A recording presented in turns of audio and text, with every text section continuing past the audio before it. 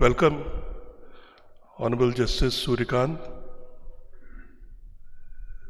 who's the 53rd Chief Justice of India.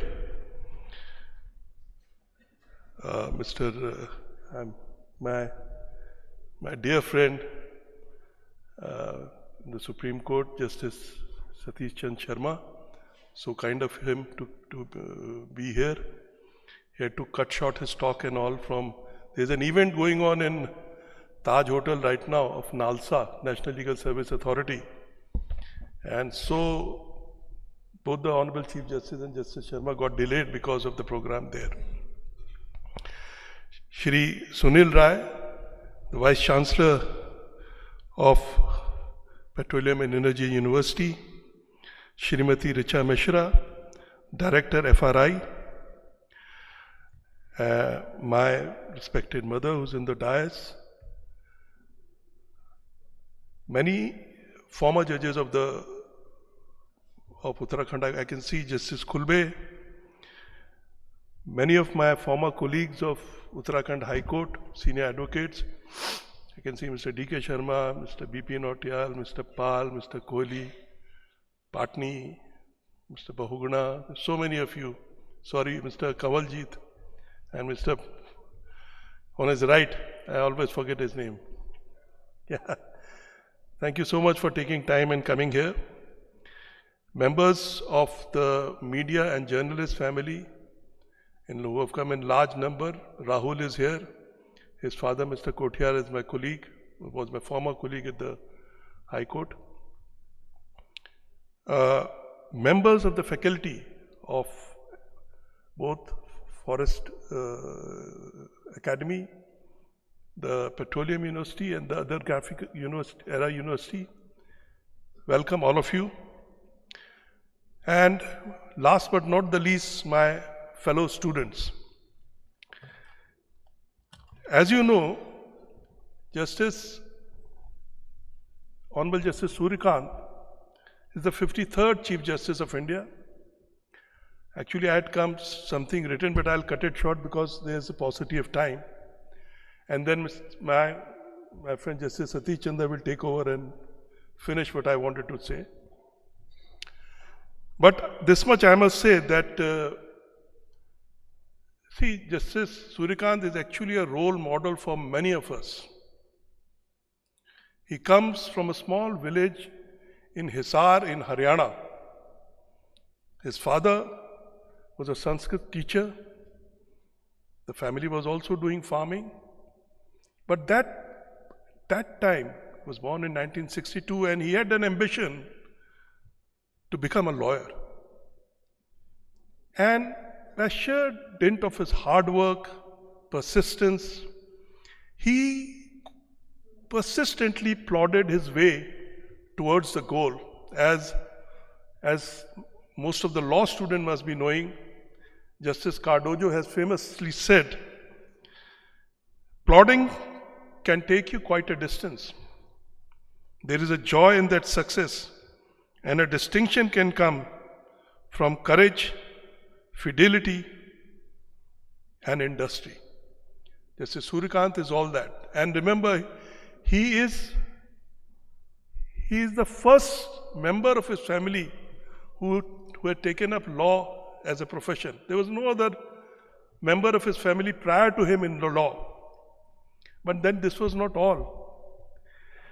He started his practice initially in the district courts and then went on to the practice before the High Court at Chandigarh. He was the youngest, and perhaps that record has not been broken. He became the youngest lawyer to have become an Advocate General of a state in Haryana when he was 38 years of age. And he continued to remain in that office for 3.5 years till he was elevated again at a very young age of 42 years. And after spending 14 years as a judge of Punjab and Haryana High Court, he was later elevated as a Chief Justice of Himachal Pradesh High Court, and then in 2019, he became a Judge of the Supreme Court of India. I know I had the good fortune of knowing Justice Suryakant not only when we were colleagues in the Supreme Court. But I knew him much before that. We met so many times in different seminars, conferences relating to law of judges and lawyers, and particularly at the Bhopal Academy. And I could see a sharp mind, an erudite judge who would patiently listen to the problem and in the end come out with a solution which was most of the time acceptable to all. So I have seen that side of it. He has written a body of great judgments, remarkable judgment. I will not take up, I had a list of all that, but I am not taking out all those. But I must mention 2 or 3. One is the judgment of a constitution bench of which he was a part, which upheld the validity of Article 370 of the Constitution, repealment of Article 370. And then second was, the Constitution bench, a judgment which Justice Suryakant had authored, which upheld the validity of Section 6 capital A of Citizenship Act. And if you had quoted the passages out of passages from that judgment to tell you about the fraternity, what he wanted to say. And there are beautiful passages on fraternity in this judgment, which I beseech the law students to go through all those. I'm not mentioning the entire judgment, but I cannot stop but mention the recent, it's not a judgment, but the recent order which has come from the Supreme Court of India, from a bench which was headed by Justice Suryakant, where for the first time, he made 30% reservation for women in bar councils of India, and all state bar councils. Because prior to it, because women were not, it's a as we all know, lawyer, and it's a male-dominated profession. And women take a long time to make a place for themselves. This is a path-breaking, a landmark decision, which now reserves 30% of seats in each state bar council for women.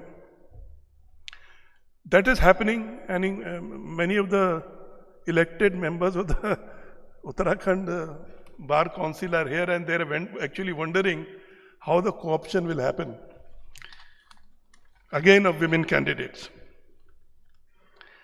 I must record here my interaction with Justice Suryakant, because it was not just as a judge that I interacted with him, but there were many occasions in my career, as a judge, in my work as a judge, where I got invaluable advice from him.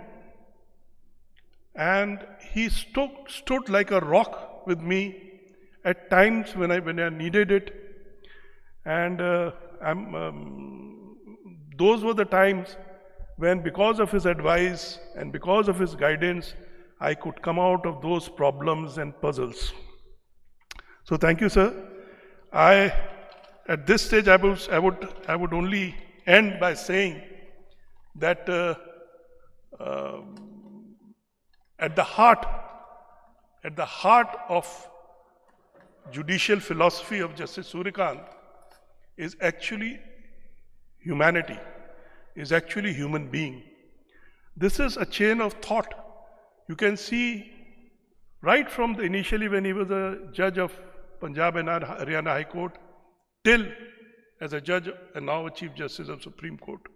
I must mention here, it has come to my mind, when he was a judge of Punjab and Haryana High Court, he protected the conjugal rights of inmates who were suffering life imprisonment and even death penalty.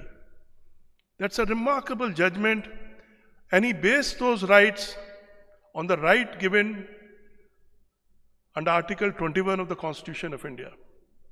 So there are many things which I wanted to say, but I am not saying, and I request my old friend, Justice Satish Chandra Sharma, to please come here and please bring to public the hidden aspects in the personality of Justice Suryakant.